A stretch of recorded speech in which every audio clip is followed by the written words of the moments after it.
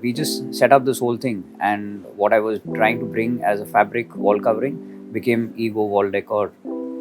So it started in 2008. I mean, we started importing in 2007. The company was formed in 2008. Comes into Because point. then it requires convincing. When your client is just, he is boxed up at that moment. Because उसने सोचा है मैं यार, I have lived in this one home in Spain, which I loved. और मैं जब मेरा एक farm बनाऊंगा तब वो Spanish होगा. I think that is where we need a lot of convincing, or we need to decide whether we want to take up the job or not. Correct. Correct. You know, I did my course. I joined a course of interior design even after my kids were born and everything. And Okay. that's how the whole journey started. I got into it and developed interest into it. And then, and as I was like, oh, one day I'm going to start my own company. Generally, people kind of, you know, start getting into their career.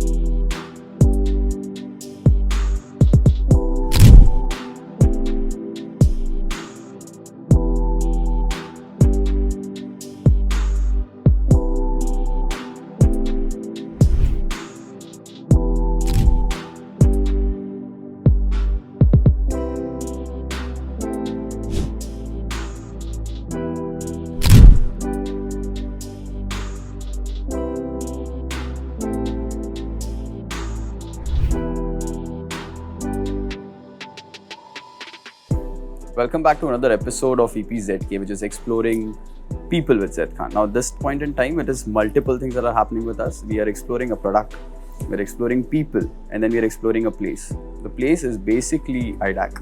The people that we are with is someone who's designed Circus, who's designed this entire booth of Ego Wall covering. Design Circus is Riaz Hamani himself, and he comes with a lot of experience when it comes to explaining things or storytelling to clients. The second guest that we have is Dipti Khanna. Dipti Khanna is from Dipti Khanna Designs. Dipti ma'am is someone who's been a brand when it comes to interior designing and very active on social media. She's someone who has got timeless luxury as her own thing, and that's what we want to discuss about today. The third guest is someone who's Sandeep sir. Sandeep Agarwal is the founder of Ego Wall Covering, and he is someone who's got this whole idea of Jamewar. So the conversation is all about Indian rich heritage, how Jamewar has come into place when it comes to, you know, integrating traditional art forms in the modern design sense, and that's the conversation that we're looking forward today. So it'll be a very healthy conversation, and looking forward to the entire setup. Please, we want to understand you, we want to understand Ego Wall Covering and the entire journey of yours. So Zaid, I started my career with very deep into academics. I am a chartered accountant, and CA karke I worked with Ernst & Young for almost about 5 years. And after working over there, as good as I was with the numbers, but I always was from inside. I wanted to explore the business side, coming from a business family, and was driven by a passion to create a brand story.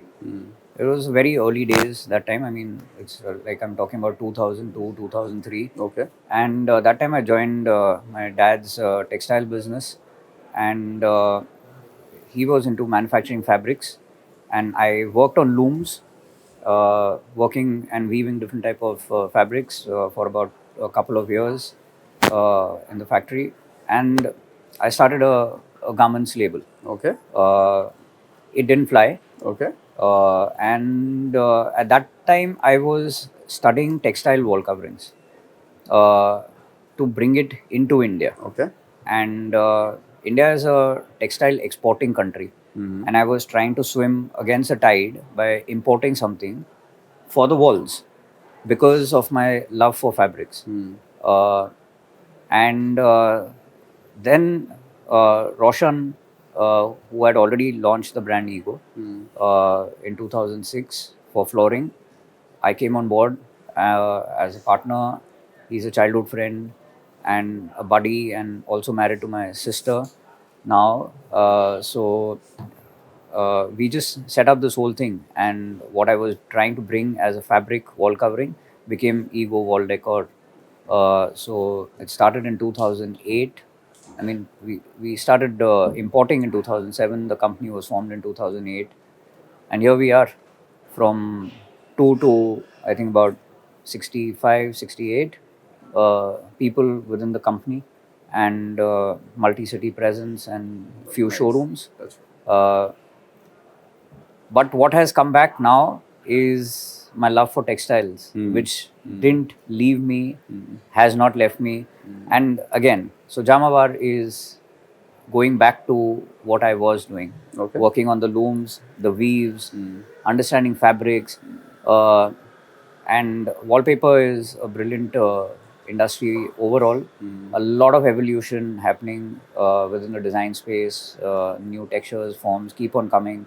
It's a fashion industry, literally, and fashions are fickle. They change fast.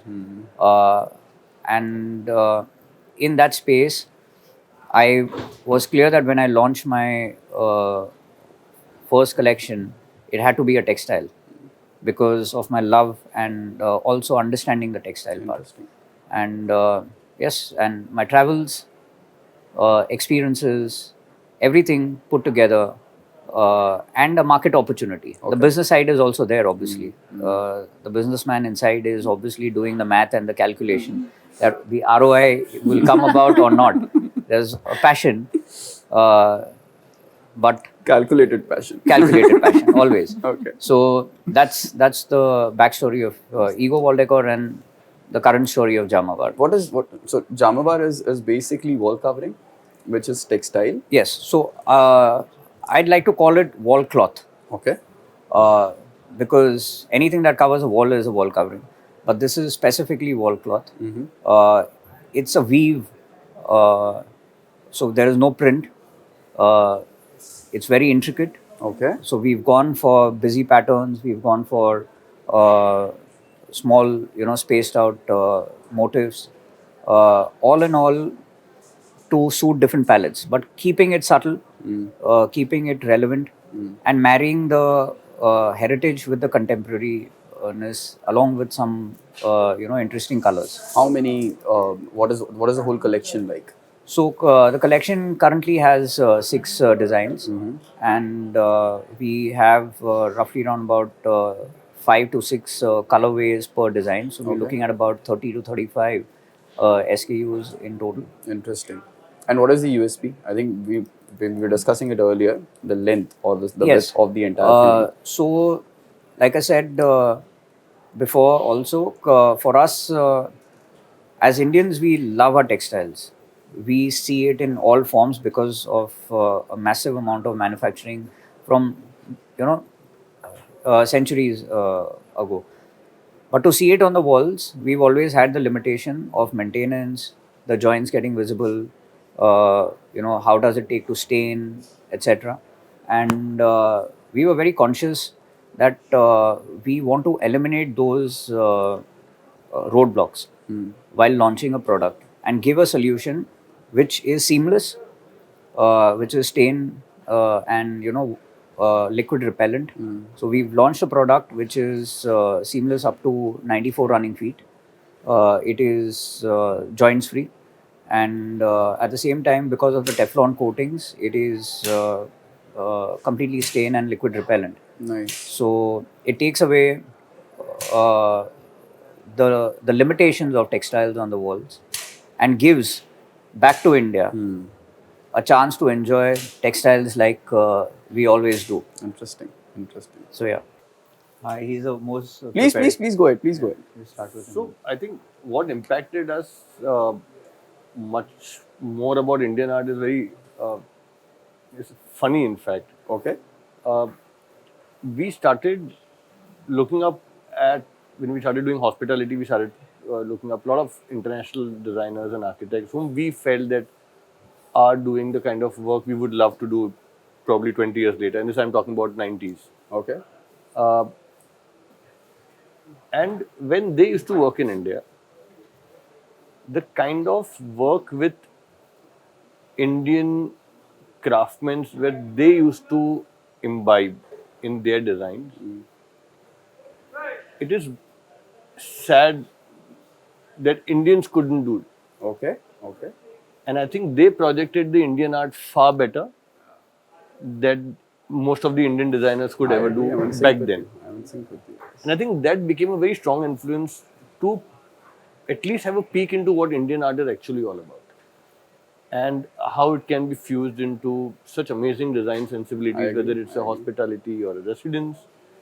And I think that changed our perspective slowly. I think those were the seeds of what came much later, and it also became of what we end up doing I today. agree. Ma'am, for you, anything from your side? So I guess for me, I've been like born, brought up North Indian girl typically. So that culture, I've been brought up with that kind of culture. So that's kind of translated, I feel, into my design language also. What I kind of figure it out now. Till the time, I was kind of course, see, my design style is a very timeless luxury. What I call it. So all these, the North Indian and the Jaipuri and the Rajasthani, that culture and the tradition and heritage that is there, it's kind of somehow transitions into my design somewhere or the other. So Agreed. leaving a very, again, a timeless luxury feel into Okay, it. okay. So All right, that's all right. how So it with you, anything that has stayed with you as an Indian art form or So I think more than art for me, it has been architecture. okay, In my travels to Udaipur, I had stayed at the Taj Lake Palace and subsequently also at the Oberoi Uday Vilas. Uh, eh, by that time, I'd already started my career into interior material products. But to really understand and connect what we have as a heritage and how that heritage has been uh, celebrated in these particular locations uh, was like an eye opener then. That you have a lot at your disposal. Sometimes the desire to go west is so profound that you tend to forget what you're blessed with. agreed. And till the time uh, I was probably in my early 30s or mid 30s when it just kind of reconnected back again that we are blessed. We have a lot at our disposal, Agreed. and if we accept it, we understand it, we then start celebrating it. And the celebration doesn't have to always encompass what the West tells us to do. So yeah. All right. Ma'am, moving to you, I mean, we just spoke about how your designs are timeless. Luxuries is what you believe in, and this is what what we want to discuss about now. Timeless luxury and Indian cultural heritage design forms. I mean, do they go together? So again, as we are speaking about Indian heritage, I feel that is again timeless, right? Okay. It's coming from many years down, and we still talking about it and living it in various ways. So I feel that is timeless. And when again, my design styles are, like I said, we have translated these elements of Indian heritage into modern aspect, so we kind of blend it together. So Yeah. whereas again, which makes it timeless luxury, because heritage is luxury what we're living it in now. Correct. So I mean, just giving it a more modern aspect to it, so blending it well together is how I look at it. So same thing goes for you. What do you feel? Luxury, or because this is a question I can ask you. Luxury is something which is expensive, or luxury is something which is art. No, I think luxury is an experience. Perfect. Cool. So it is about understanding the sensibility. It is about what is the purpose it is fulfilling. Okay. And I think it can do that. Brand can be a luxury. Okay. Luxury is it. Correct. And I think that's in every segment, whether it's architecture and design, whether it's fashion. As far as it can give you an experience which your sensibilities uh, can feel better about, I think that's something what we can achieve. So there's not, and that's what we I think discuss with every client also. It's Yeah.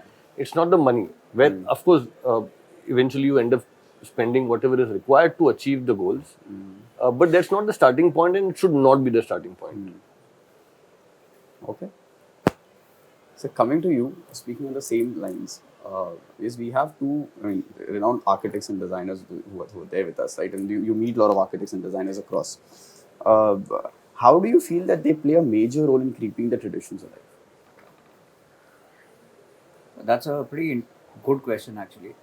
I think as as a brand, uh, we we are led and fed eventually by the architects and the designers' vision. Perfect. So it's a chicken and egg kind of a scenario here, and the designer's vision is what translates into reality for the designer's end client, who is eventually an end client for us also as vendors. Agreed.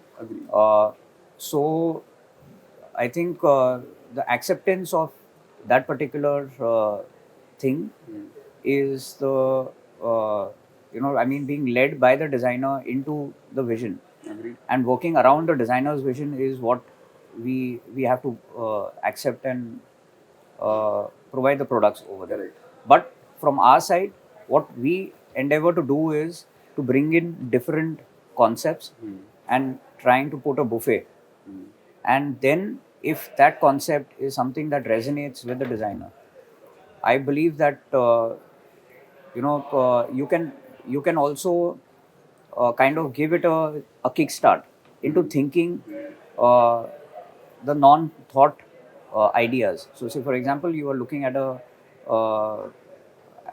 classic design, but presented in a contemporary manner, which you would not otherwise envision, and then the designer takes it forward from there, and then the thought becomes a reality. Interesting. So when you explain this to your client, that why not use something which is like a traditional art form in your designs, how open the clients are currently, because we are influenced a lot by the West, and I think that's why moving in terms of designs also, everything is getting more straight line, and how do you do that? So I think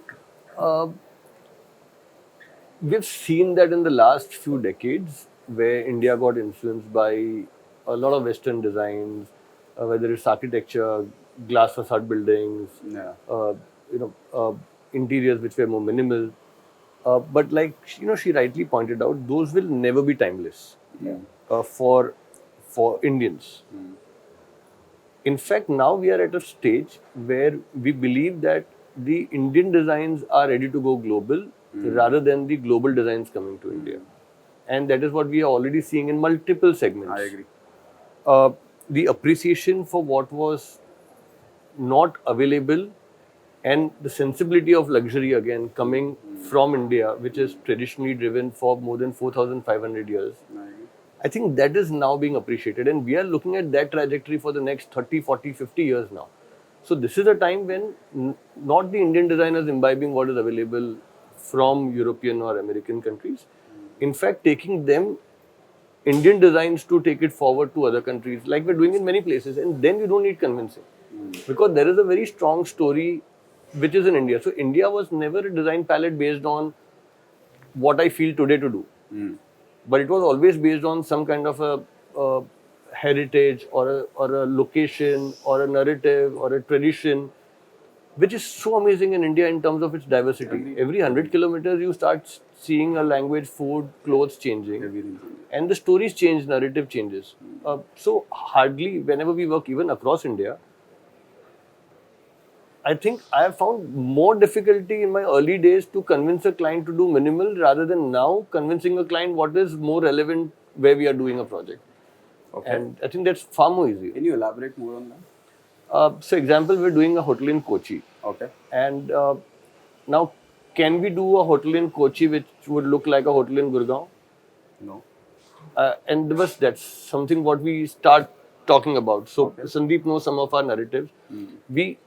So in our initial 1 or 2 presentations, we don't even do any design. Okay. We are only doing storytelling. And that is another cultural part of India. Okay.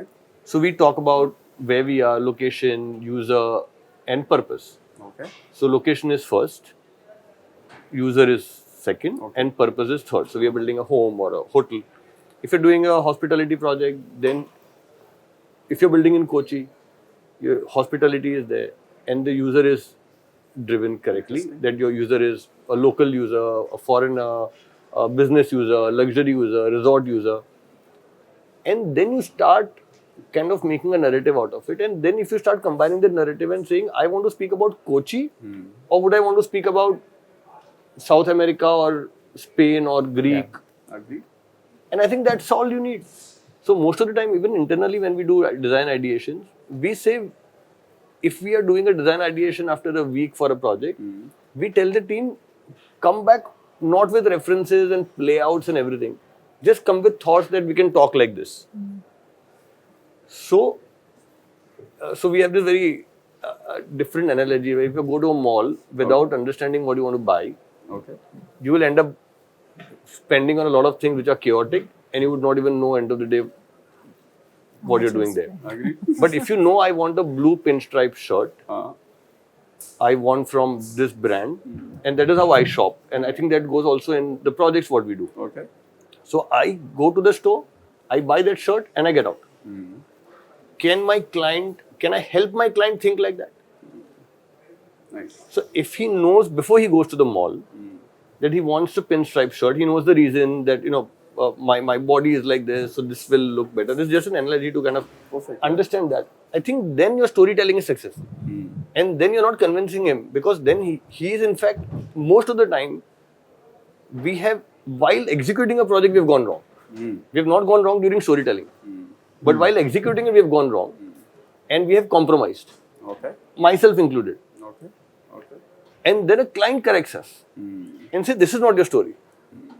And I think that's the power of your narrative. So when you say convincing somebody, you are only stating facts. And I think that's much more easier. Convincing would be when I am pushing you to do something which is not supposed to be there. Agreed.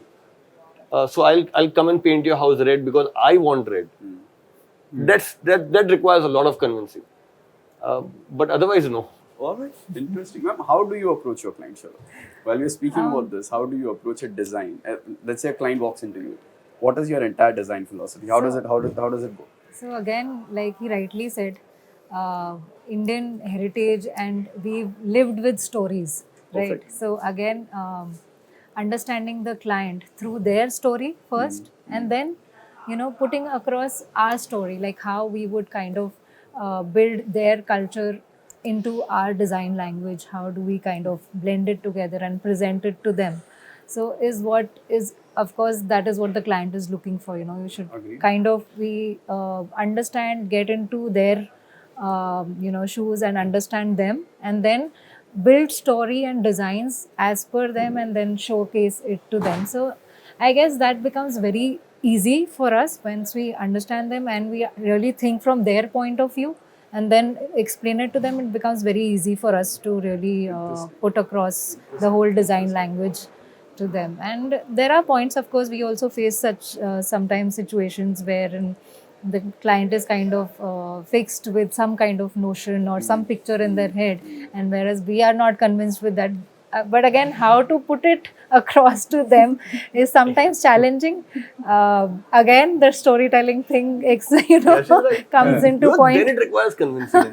Then your client he's boxed up at that moment. Because उसने सोचा है I have lived in this one home in Spain, which I loved. और मैं जब मेरा एक farm बनाऊंगा, तब वो Spanish होगा.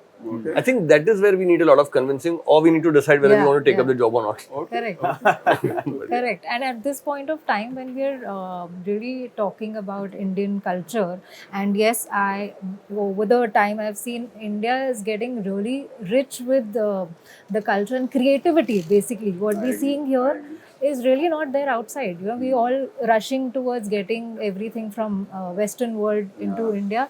But I really feel that there is so much scope, there is so much talent and creativity lying here itself. So it's time now to really export it out there, rather than getting things from there. So Speaking about that, now coming to you, sir. How was this collaboration with Canvas that you did, and then why the whole idea of Jamivar came up? So I think The idea of Jamavar for me originated during my ski trip to Kashmir, Okay. which is during the lockdown time. Okay. I could see so much of, you know, uh, textile. I mean, the shawls, the celebration of Kashmir. It is still like, you go there, it is still a world in its uh, own time, own time mirror kind of a thing. You see the fabrics, you see the architecture, you see how they attire themselves, and it's unabashed. It's acceptance that this is what we are. And the patterns were brilliant. Yeah. Cut to that, I travel 4 months, 5 months later to Jaipur. The same, the Jamavar weaves. What was seen in Kashmir as a weave has translated into Jaipur as a print form. And later, one fine day, my grandfather's heirloom Pashmina shawl comes out, which has got a design which is exactly that design there. Nice. What we see up on the wall there. We've blown it up. The scale was slightly smaller. It is an heirloom which just got passed and it came out over there. And there was a calling inside that Sandeep, this is why not think bringing a textile onto the walls, because I mean Indians love their textiles. They hate it on the walls because it's supposed to be high on maintenance and the joints are visible. And that's where we thought of bringing the textile, the weave of India, which is now not only it's of India, it's just traveled the globe around, and do it with collaboration with a foreign factory so that we can eliminate uh, the joints. And that's where the collaboration with Canvas happened, where we've taken it into a seamless category and telling an Indian story in India, uh, and a design which is essentially made for India, Nice. by accepting that this is about time that you try and bring in and fill in a vacuum which exists in that particular space, because nobody else has probably thought about it also. Okay. What is the thought on it? You want to do only with Jamivar, or you want to expand the entire thing when it comes to the Indian art form? So I think one step at a time, because we put this out, we get a feel, but then of course the intention is to bring in more of these things. The form may change, the product category may change. While this is in the large canvas that we have brought in for large spaces, large walls. The others might be in a different thing, but this is where we are going to come to our friends and our designers, where we would want to curate more experiences for Indian sensibilities, with hand holding from A-lister designers who understand different forms of Interesting. art, and sometimes a lot better than what we do. And it's a collaboration. Basically, when you collaborate, better ideas come out of it. Okay, interesting. So at this point, I want to understand your story. We'll just go a little off track. I want to understand your story, your design circus.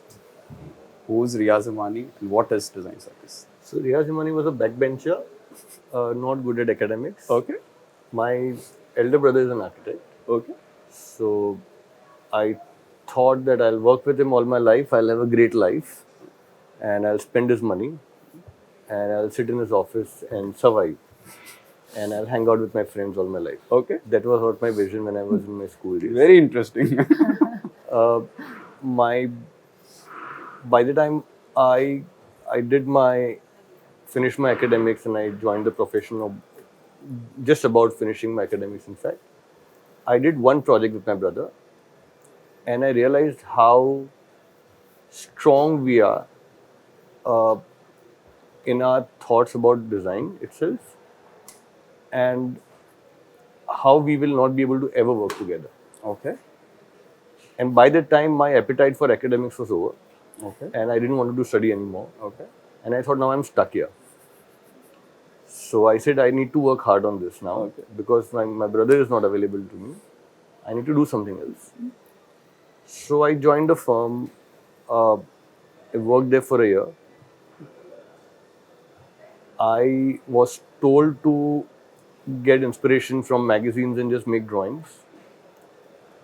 I left that firm for the same reason and I joined another firm while I was, I think, 19 years old. Okay. I worked there from a junior designer to a managing partner till 2018.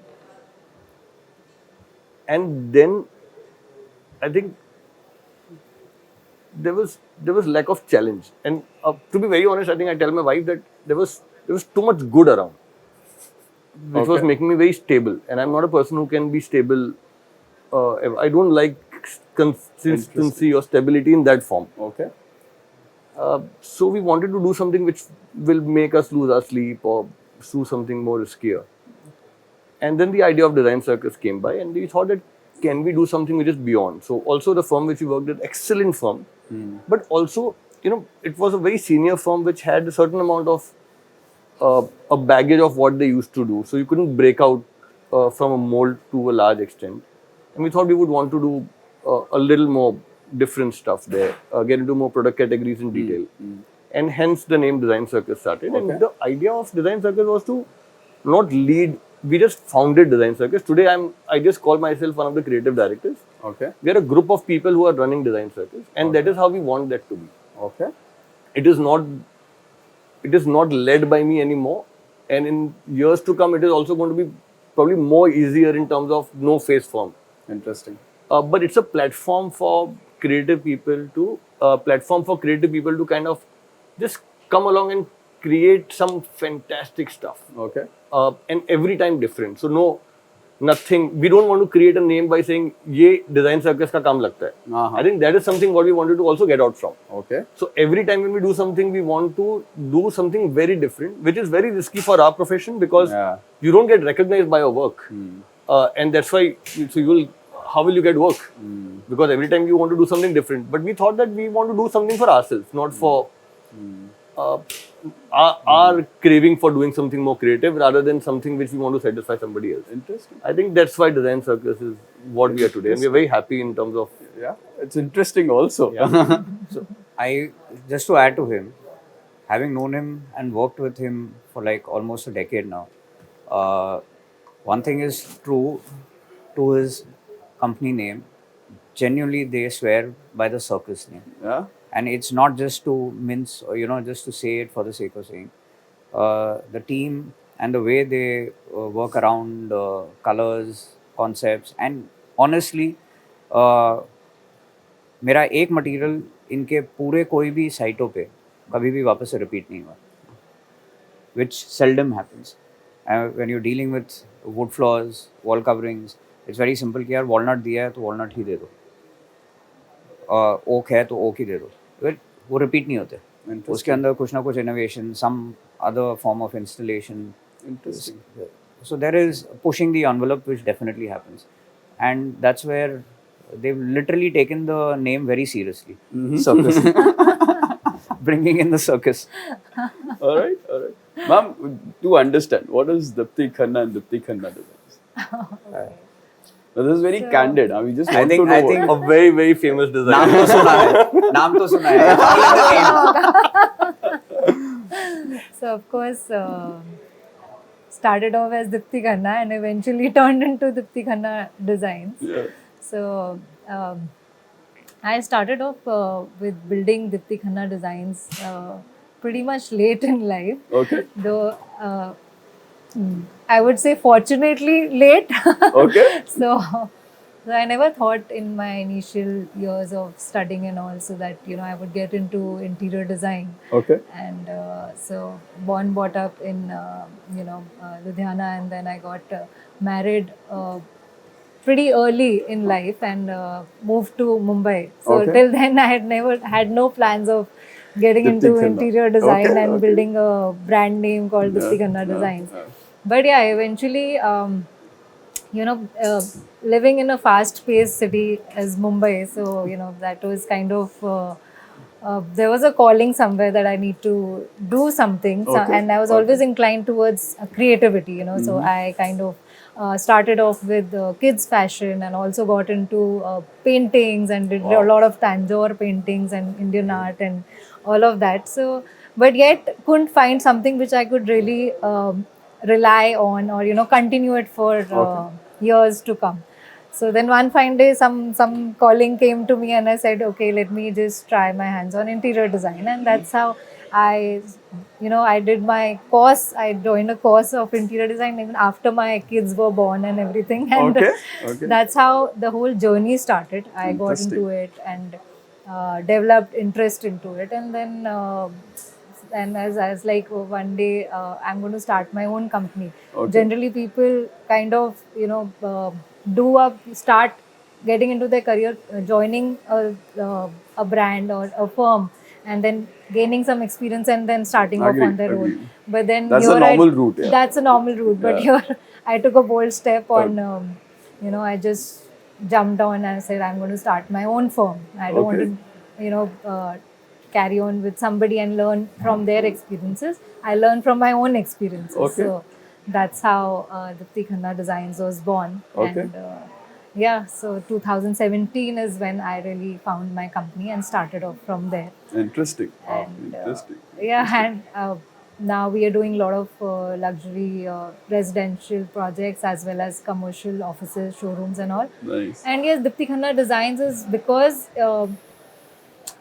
I have intentions of getting into furniture design and product design and all of that. So this name can just sustain and continue for Interesting. legacies to come. And of course, when my kids, like my daughter, is also learning design, so eventually when she gets into this, probably she'll form another sister concern company. She's sorted. Everything is planned. Oh yeah. In her case, it's very clearly evident. It is about the individual, her persona, her. The company is about her. Of course. And that's the origination. That's brilliant. That's a good story. There's always a backstory to every face which you don't realize.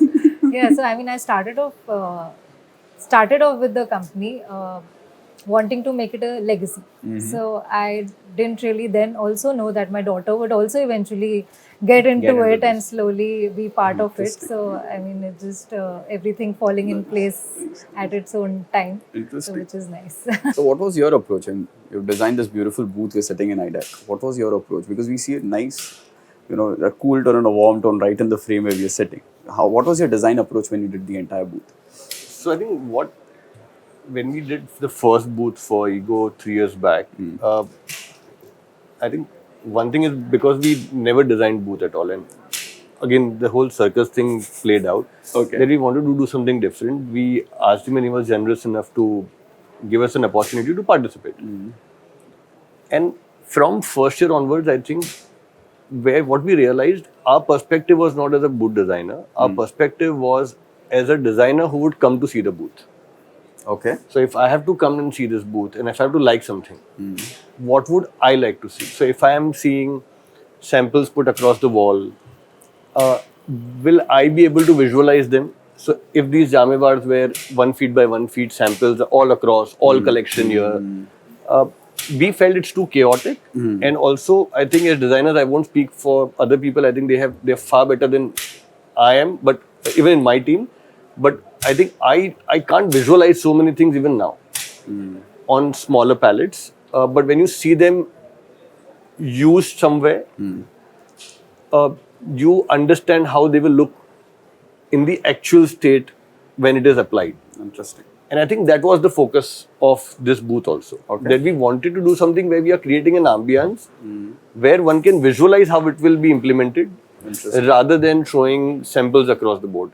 So now you can see, okay, I can use it in panels, I can use wall to wall. They are not visually something which is going to bother me. I can wrap this around the entire room if required. And still they are very subtle. But when I look at a catalog, I may not be able to make up my mind that will it be too heavy in the entire room or will it be too soft. In fact, when we saw these two got installed the day before yesterday evening, we were so surprised that it is so soft. which was not the case when we saw this getting all done and manufactured in the last couple of weeks. And we thought this would be a little more brighter. So we were still contained in our thoughts. I think now, even after installing it, even we are surprised. And we feel now we can use this on a much more larger palette. And given the extent of how it can be seamless throughout the wall, and the kind of functions it can give you in terms of no liability and idiot proof, no? I can do whatever I want. I can party around in this room, a small den, and I don't have to worry about wine spillovers and coffees and food and dirty hands on it. Nothing at all. It's easy to maintain. I think that is something what we wanted to approach. So, and that's why contained section again. So even in a booth for 3 days, very heavy duty area. But if I see this fresh all 3 days, that speaks a lot about how the wall covering. Otherwise, it would be looking dirty by now. But it's not. Interesting. Ma'am, to you. And the last question that I'll ask you, and then we'll end the podcast. How do you intend, or what is that your design style could be of integrating Jamevar in your design style? Right? Because we have heard the reason we've asked two gentlemen to speak about, because one has already used it. Yeah. One is he's the this is his brainchild to produce the entire thing there. How you as a designer can use Jamevar in your designs? I think it's a very bold step from his side to invent, get in something like this. Again, touching upon the point of bringing in the Indian heritage, and we've always, bought in fabrics into upholstery or, in furnishings and all of that. But yes, using it on walls is something very unique. And again, we as designers always look out for something unique that comes in, So again, the only point that comes to mind is the maintenance, which I asked him when I just saw this. What about the maintenance part of this? So, which again, he's kind of, corrected that part also. And there are no joints, which is what, when we're using wallpapers, there's one thing that comes to our mind is joints. The joints will always, kind of peel out at some point of time. So that's when we kind of restrict ourselves to using wallpaper on larger scale. So when again that point is also completely taken out from this. So I guess, and it's looking beautifully rich. Fabric, of course, cannot, you can't replace a wallpaper with fabric. The fabric texture, feel, everything is so unique and just adds a lot of, richness in itself. So I guess, and it's looking beautiful. I mean, the way he's also kind of put it all together, the colors and all, it's looking beautiful. And I am sure I'm going to be using it in some shapes and forms in my designs. All right. Can you please repeat the maintenance part one more time, just to understand? Because a lot of people will have this in mind. We had it in a conversation. So, the first product, is the application that we want to understand. How do you apply this? Because when you call it as a cloth or a textile, what is the application like? So it is applied on a smooth level surface which has got oil-based primer. Okay. And there's special glues for this particular thing, and you hang it like a concept of wallpapers. The cutting is different because it's a textile. The threads tend to fray, so that's where the technicality comes in, and which we've learned over the period of manufacturing and getting this product being sold in a different category before Jamevar happened. So that is as far as the surface is done. With regards to the maintenance angle point of view, the fact that it is Teflon and it is done at the yarn stage and then at the finishing stage, it is not just a coating which will fade away in over a period of 6 months or 8-10 months or something of that sort. It lasts for a period, and that Teflon coating doesn't let the dust and the liquids, if any, which may fall to percolate into the textile. While doing that, we don't lose the essence of textile, which is breathability. Okay. The textile continues to breathe. The walls continue to remain ventilated, and the surface continues to provide water repellency. The yarns which have been used have got fire ratings, So for projects, we have a proper applicable fire rating certificate of European standards, which means that the flame spread is not you know you know you have a proper flame spread ratings. Uh, it has got color fastness. The yarns which are highly color fast, so it doesn't fade on exposure to direct lights. Those are the add-ons which come with the textile, and the backing that we have has got a specific acrylic backing, which gives it eco comfort. So all these put together is, I will say, a gun product. It takes away the maintenance, gives you absolute luxury and opulence, which only textile can provide for the walls. No other product can give you that warmth that textile gives. It's tactile, you can touch and feel it. It's good on the hands if you try to do that.